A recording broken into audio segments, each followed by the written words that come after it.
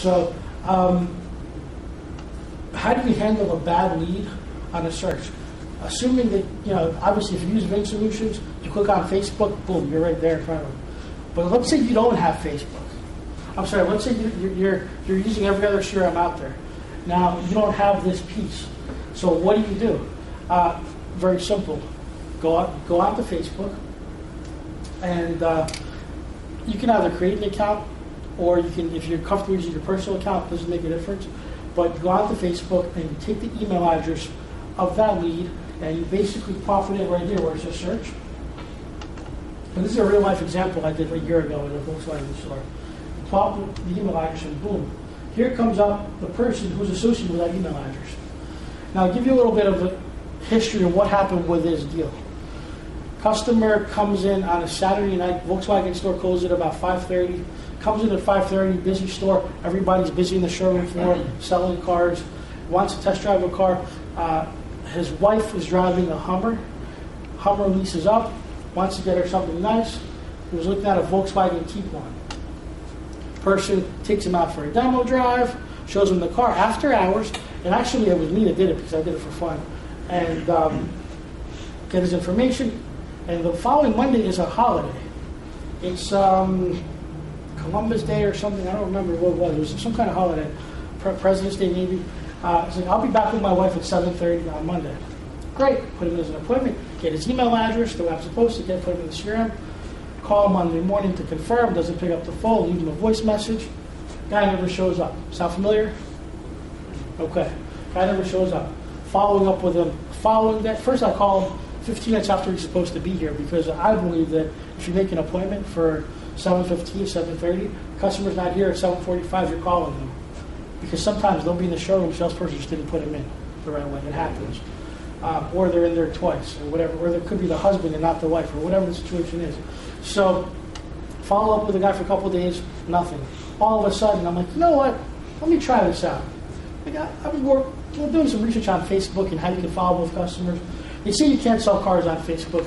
Let me see what's up. So I did this. Came up with his information. Okay. All right. Came up with his information. And, wait a second. Here we go. Yeah, so I came up with the guy's information. And sure enough, I sent him an email on February 25th. I don't know if you guys can see what it says. It's probably a little blurry. So I'm going to read it to you. Adam, how are you? Sher from Burlington Volkswagen. I'm not sure if you remember me. We met last Saturday after hours when I took you out on a test drive. Notice how I said last Saturday after hours. I'm basically telling him that, yeah, a little bit of a guilt trip, but I'm doing it just to show him that, I'm going above and beyond for you. That's the value I'm trying to build for him. Okay, so we met after hours, went on a test drive. I've been trying to reach you because it seemed like you were interested in the Volkswagen Tiguan. I was looking forward to meeting you and your wife so that she can see this lovely vehicle. Please give me a call at your earliest convenience at 609-386-0084. Hope you have a great weekend. Thanks. Sher, phone number. Boom. Okay. This is on February 25th. This is literally 4 or 5 days after they didn't show up. Now,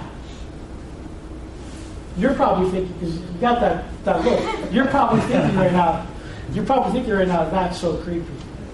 I know, I can see the eyes. Did you post it to his wall or did you message him? No, I messaged him. I'm not, I just messaged him directly, no. Here's the thing, first off, I can't post it to his wall because he's not friends with me. Right. So secondly, if I did, I don't want to air out the person's spine. Well, that's what I'm saying. I would never do that. The oldest friends knows the deadbeat. Exactly. But here's where it's really not creepy. Because if you read what the guy wrote back to me, because I'm just, for me, this is an experiment. I'm not trying to be creepy. I'm just trying to experiment with stuff. This is my income. I get paid on my department selling cars.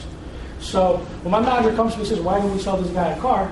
Boom. Look at this. I followed up with him. I did my job. Get off my back, boss.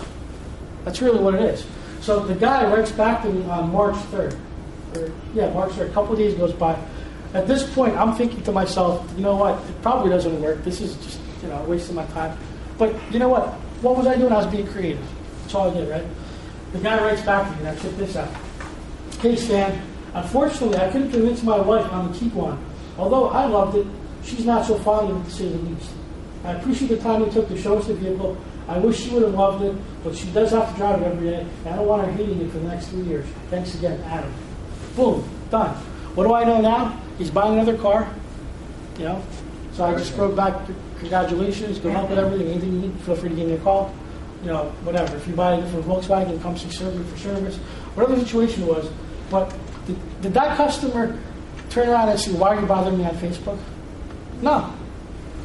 And I've gotten 4 different case studies I did.